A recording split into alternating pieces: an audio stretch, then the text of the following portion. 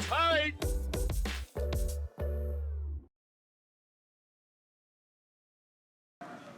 Hi, everybody. I'm Mary Jo Nye, and I'm the Director of Business Development with Cyient.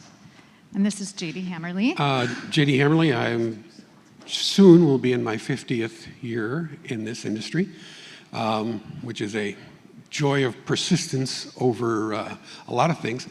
But it's the best time to be in this industry. And there's lots of reasons for that, and we're going to hit on one today.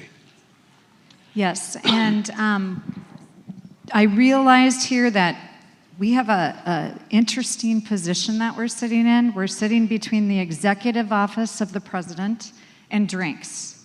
So we're going to do our best to embrace the theme of Imagine, and we're here today to talk about misplaced energy, imagining network efficiency in the era of the digital dynamic grid. And I think what you're going to find interesting is we're going to be tying a lot of what's been talked about already this afternoon into this conversation. So as a start, JD, why don't you give us some background and build the landscape for what misplaced energy is? Well, we've gone from a time where we had high capacity factor supply. If you had fuel and the plant was reasonably well run, you had high percentages of availability across the 87, 60 hours a year. Now, if you look at where we're going, we have weather variable resources, which do not have those same capacity factors. And as you heard this morning, listening to the director from ERCOT, the load factor, as opposed to being the classic cycles we've been used to seeing, is now headed for something that looks like a square wave. The kinds of new load that's coming on, crypto mining, semiconductors, battery manufacture, hydrogen production, data centers. Those aren't things that are going to be throttled down at 9 o'clock tonight. So we've built an equation that's now harder to manage. I spent most of my career on the operations side, but I will say that looking at where we are today, and we do a lot of work with planning groups, on the planning side, they are now the point of the spear. Planning has now become central to how we run the next 2 decades in the electric space. Great. Well, let's talk about misplaced energy. What is it, and how will it help utilities moving forward? So every IRP that any of us have been around or part of for the last 20 plus years has had a discussion and a reference to energy efficiency. And we're going to go replace light bulbs, we're going to go weather strip houses, so on. Now we're doing heat pumps, lots of stuff going on. All of that is behind the meter. We have an opportunity to improve our efficiency on this side of the meter. And that's really where the misplaced energy discussion comes in. Because now we can take and look at how much we inject into a feeder, and we can figure out very clearly how much we've billed for. And so suddenly we can start making those investments to look at the 50 worst feeders in our systems. And as we do the other work that planning groups do, looking at capacity, reliability, resiliency, and power quality, and we've become used to doing those, now we can look at this quantitative metric to say, well, this set of assets aren't performing as well as they could. So when I make changes out there, do I replace old assets? Do I look at vegetation? Do I look at how the customers are configured on this feeder, how phases are balanced, feeders are balanced, and I also look at things that are usually missed, which are, if you look around, Austin's a good example. I've got a bunch of those big cranes that spend all day going from no amps to 1,000 amps and back. And how does that affect how the feeder performs? So as you look at this is an opportunity for us to save a lot of dollars and a lot of emissions. So where do you start? We have a luxury that we hadn't had a decade ago. I started on this journey in particular working with a couple of clients in 2014 and 15 and looking at pilot projects. Being an operations guy almost all my career, you look at how our systems monitor how much energy goes in at the feeder breaker. We know what that is. And someone said it earlier, I think Mark said it on an earlier panel, utilities have to keep that data for a long time under law, usually at least 7 years. So you know how much energy you've put into this feeder for multiple years. Now with AMI coming to the fore, we now know how many, interval data, we now know who got billed for what on that feeder. So that's two parts of the discussion we hadn't had before. But the in-between is the complex part. We need to be able to filter out the unmetered loads, street lights, traffic signals, so on. We also need to filter out feeder reconfigurations. And in a large utility, those will be in the thousands per year. And then you have unplanned outages where you cut and jumper and put circuits in place that weren't there before. So you have to do some serious data science to shake out what you actually put in versus what you got paid for. But once you know that, now I can rank all my feeders and feed them to planning to say, here's the ones that are bad, here's the ones that are good, and we know how bad they are. If you fix the top 10 this year, they shouldn't be in that list next year. Great. So it's about data. And we've talked a lot about data today. We've talked a lot about data. Someone used the term I love, and I think we've all heard it. We have a lot of data. It's also in silos. Think about just for a second, all of you who work in the utility space, and how uncommon it is to share data between operations and billing. Very little crossover there. There's some validation of data that went out in customer bills, but for the most part, one group's focused on keeping the lights on, the other group's focused on ringing the cash register. So you have to cross that boundary in order to make this work. And then you have to fold in where the data lives for all of the stuff you need to clean up in the data sciences process of looking at outages, unmetered loads, et cetera. And that may not be in either group. So suddenly what you have is a fusion operation across several of your silos within the utility. So we're bringing together different data sets. So we've got AMI data, which lies on, I'm going to use these terms loosely, so don't come after me if I use them wrong. The IT, the customer side, what have you. And then we have operational data. How do we bring those together, and then what do we do with that? The data exists, you bring the data sets together, and then the hard work begins, which is two steps. One, to rationalize the data so you know accurately what you're looking at. You have to filter out all the chaff, as I say. And then the next step is the fun part. Where is the cause? Why does this feeder not perform and the other ones certain do? What is it about them? So then you have to start looking at root cause analysis. Things like age of the assets, loading of the assets. One of the things that I think someone told me back a long time ago when I started in the industry, that if you take a high voltage transformer or any transformer and you load it heavily, very near its capacity, but consistently, it will last forever. The utility that serves my home had a party for a distribution transformer that reached 100 years old. And you start looking at this, but if you take that same transformer and you cycle it heavily every day for several years, it will be the first ones to fail. So the process has to be very disciplined, and then once you have your listing of the worst assets, the worst feeders, then you have to go through the process of figuring out the cause. And that takes a lot of engineering talent and some tribal knowledge. Great. Well, have you done this, and has it been done before? We've done a couple pilots. It's been interesting to see the outcome. It worked quite well, actually. Pulling the data together was very challenging, and primarily because in the places we did the pilots, only part of their system was, their AMI system was rolled out and was mature. So we didn't have all the data we needed. And of course, the focus of AMI was to ring the cash register. So we weren't the first priority in the company to get the data. But the outcome was really interesting because planning looked at this and said, well, that can't be. And we said, well, look at these 3 feeders and tell us why they're not doing better. And sure enough, when they did an analysis of the test cases, they came back and said, these aren't configured properly. We have a huge difference between phase loading. We have a huge difference in the age of the asset. And the most interesting one was, wow, one of these feeders is all CNI customers with open delta transformers on it. And we tried to stop doing that.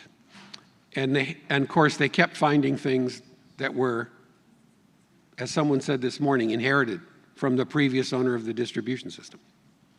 So it's a process. But the good news about it is there's a payback.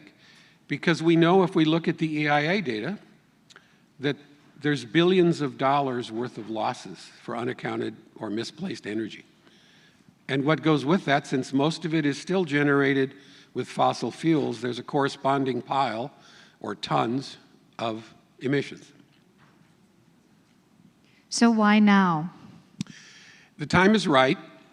As I said, we've been doing a lot of energy efficiency beyond the meter. Now we need to look on our own side of the house in more detail and take some of the inefficiencies out of our system.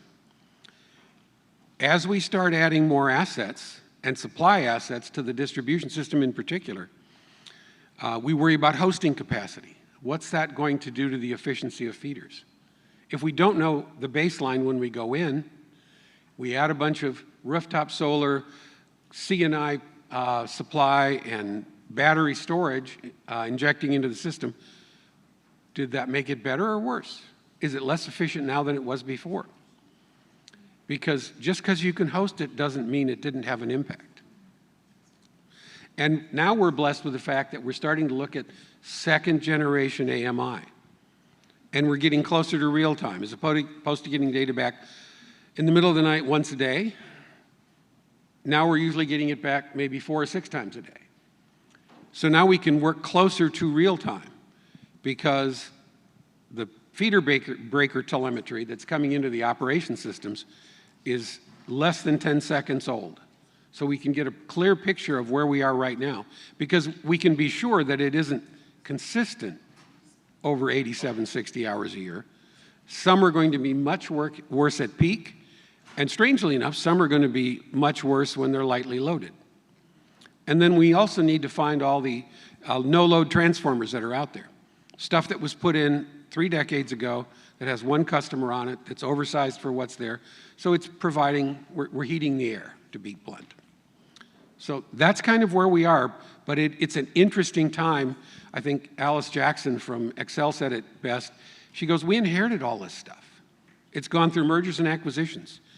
And now as we go out to fix things to make it right for putting more supply on the system, we need to go out there and look at it also from the standpoint of making them more efficient. Great. I'm going to change this up just a little bit. So we've got these different data sets coming from the operational and the IT sides. Going back to the conversation and to what Sean and Sarah were talking about, and when we were talking about the customer, now that we can see what's happening at the customer level, how is that helping or hindering misplaced energy? We've come up with an approach to decide if we can put non-emitting resources on the grid and figuring out where they have to go and what the impact of them is. But unless we understand over time what that impact's going to look like from an efficiency perspective, we're going to find ourselves really in a situation that analysis is going to get more and more complicated and less likely to be accepted, where the utility says, well, you can't put it here, right? Where do you put storage? Well, you can't put it here. Add in, all of us are under pressure from the planning side for things we hadn't thought about a decade ago, which is mandates for non-wired alternatives. We have to come up with ways of using something other than steel and copper to solve a problem. And now we've burdened the planners with something that's really complicated, and that we talked about earlier, energy equity. Who gets the benefit? Who gets the impact? And it's a soft metric. So how do I know that I've done my job well in the planning side? And so the planning group is the point of the spear, and we've asked them to do a lot more at a time when they're already struggling, and now we're going to see a huge increase in load, and that's going to even put more pressure on the planning groups. So the impact on the customer should be better reliability, less downtime, quicker repair, and higher power quality. But the customer is also asking for all that energy to be non-emitting, to be carbon-free. Great. So we talked about AMI, and we know you need telemetry data. What else do we need? Keeping track of the hard stuff. Feeder reconfiguration is something that's quite common, and it's pretty well tracked. That's the least difficult one of the bunch. The next one that's very hard to figure out many times, having gone through this personally, is you start looking at the unmetered loads. And you usually, someone said this in an earlier discussion today, and I thought it was fascinating that they made the point that you had to go find the resource in the company that knew that, oh yeah, everything works the same except that. Because we've grown the way we've grown. So finding the unmetered load, I'll just share a little anecdote about my own experience in the space. We're trying to do this as a pilot. My team was working with the utility, and we had to find the guy that was the head of the, what they called troublemen in the company. These were the senior field people that went out and did triage, they looked at the problem, they decided what had to be done, and so on. And I said, what are the unmetered loads on this feeder? And he started ticking them off from memory. And I said, where's that written down? He goes, oh, I think it's in a spreadsheet. So that's the hard stuff, right? It's that, and you have to have it, because otherwise you're chasing your tail in this. But the nice part is, if you do it well, we could save 1%. Well, 1% of what is out there is a big number at a time when we're trying to do more with arguably more, but less reliable more. Great. Again, shifting a little. So now that the timing is right, I'm guessing because computing power, hyperscalers, AI, ML, all these lovely acronyms that are out there is available, and it's more advanced in the past. How is that going to help? Well, we can crunch the big data sets. I've got my closest friend and industry colleague, who's a PhD power systems guy, and I'm a computer guy, so we have a lot of interesting debates. But one of the discussions we had was, we both came through this industry as new folks in the industry and now old folks in the industry. In the information, this was an information age. The next 2 decades are going to be data science and material science, because that's what's going to change how all this works together. So when you look at the ability of what hyperscale computing can provide, some of the algorithmic and AI things that are underway, this is a process you have to do every year. This is just like the regulator expects you to issue an IRP every 2 years. Well, this is going to be the same kind of process you go through. And you do it every year because you're going to restring this ranked list, and you're going to go out and put out some fires, and the list should get better every year and keep paying benefits to the utility every year. But the second part of that, which I find interesting, is I was talking to a friend in the cyberspace, and he goes, well, he said, what you're talking about looks a lot like cybersecurity. It's the gift that keeps on giving. It's something you never get rid of. You fix this, and it gets better, but you can't sleep well at night knowing you fixed that, because the threat still exists. Same here. We'll never be able to get all of the losses out of the system, but we can get a bunch of them out. Great. So I'm going to circle back to data for a second. Let's talk about data quality. How does data quality play into this? Having worked in the space in several of the planning, distribution management systems, energy management systems, and so on, the source of the data for the models is key, because we need to build a digital model of a physical system. as we look at that, the data quality becomes crucial. And we all know that no data is perfect, but we are on a path that if you start looking at where AMI is headed, the quality of the data that we can get no longer is going to be fully reliant on an as-built drawing. You know, the engineer designed it to be perfect. It went out there and got built in a certain way that ends up in an as-built because what was designed wouldn't work in the field because what was there wasn't 100% correct. So we live on this world of as-built, and now when you operate it, it's now as-switched. So you fold that into this, data quality becomes critical. The next generation of AMI will provide data that we've never had empirically before. It will tell you phase, transformer, and feeder that meter is on right now. So that will clean up what I call the skinny end of the system. The quality of data at that end will get a lot better. But this is why this discussion of misplaced energy is topical right now, because once you've identified the misplaced energy, then it's going to be the province of the energy asset management side to figure out how to fix it. What do they need to change in the asset base, and who gets to do it, and what do those changes look like? Do we need to go trim more trees? Do we need to get rid of transformers that are as old as I am? You start down that path, and suddenly that's how you're going to fix these problems. Great. Well, I know that we talked about planning, the planning group, and that this is a very key, important piece of the planning group. Did you have anything you wanted to add to that? I think that as much as, like I said, I'm a dyed-in-the-wool operations guy in my youth, looking at the system going forward, planning is literally, as I said, on the point of the spear as to how we will change what we do, how we do it. And the role of planning is very challenging because we're losing a lot of the senior folks in the space, and new people coming in have so much to learn. So we need to give them good tools and good data, but we also need to give them good policy, which said, here is how you measure these things. Because it's unfair to say, well, energy equity is now, and I've got 4 or 5 clients in states where energy equity is now in their policy direction from the state regulator. How do I do that if I'm an engineer, right? This is not simple stuff. Someone said change management is hard. Change management in this space is very hard. Great. Well, before we take a couple questions, I just want to try to summarize here.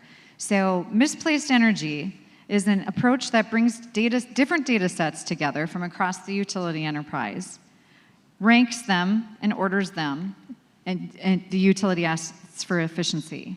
Then saving the utility energy, money, and providing visibility to the costs and emissions of the grid today and going forward. So in essence, this is a way for the utility to look at efficiency before ever crossing the meter. So did I miss anything? Do you have anything you want to add? Mary Jo, you said it way better than probably I did in a lot less words. But yes, that's the punchline, is this is an opportunity for the industry to make some changes that will have an economic and environmental payback every year. And in the meantime, they will improve reliability, capacity, resiliency, and power quality. Great. Well, I'm going to open it up for questions. And just like everybody, please use the microphones if possible. Thank you.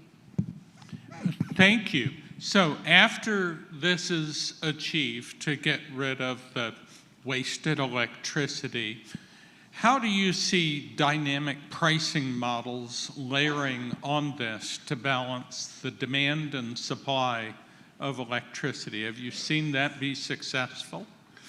I was with Battelle as VP of Energy Infrastructure, and we did a project up in the Northwest on basically dynamic pricing. And it was a study of human nature.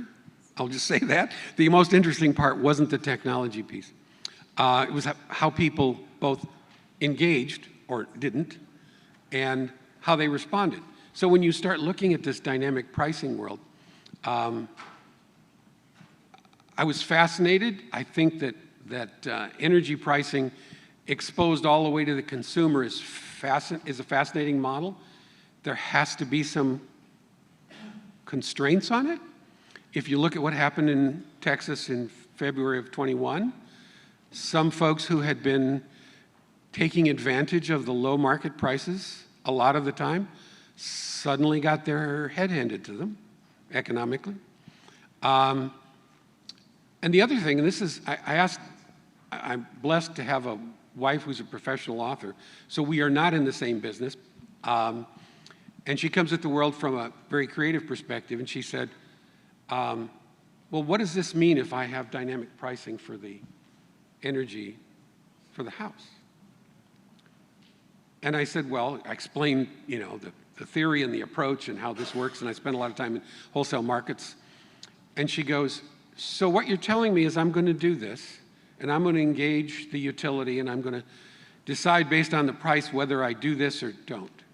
And she said, if that means that I'm going to run the dishwasher and I have to wait, then you're going to have to get up and do it. And the second piece of that is, and she said, and what's this going to save me? And I said, well, our electric bills are $100, $120 average across the United States and so on a month. I said, it might save you $7, $8. She goes, so you're telling me I'm going to do this for the price of 2 lattes? And you start down into the reality of the consumer, right? It's a lot harder. They said before about how do you get C&I to engage? Well, how do you get residential customers to engage? And what are the incentives? Yes, I feel better because I've done it. There's a big part of the population that says cool and won't do it. So your point about that is always interesting to me. I think we're going to learn a lot with FERC 2222 and the role of aggregators in the wholesale markets. I'm not sure how that's going to go. And I will say this without any hesitation of being, I might be wrong because I won't be.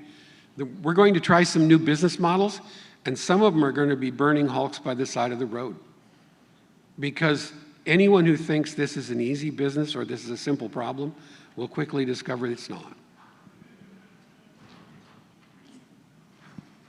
Any other questions?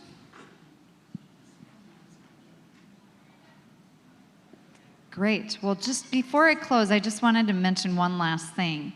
So if there's an opportunity, we would love to chat with you more about misplaced energy because, and when I say you, the utilities and everybody involved in the room, we welcome your feedback, thoughts, and suggestions because we're seeing it from our perspective, but we also would love the feedback from your perspectives. So if we forgot something or if you think we should put emphasis on something else, please let us know.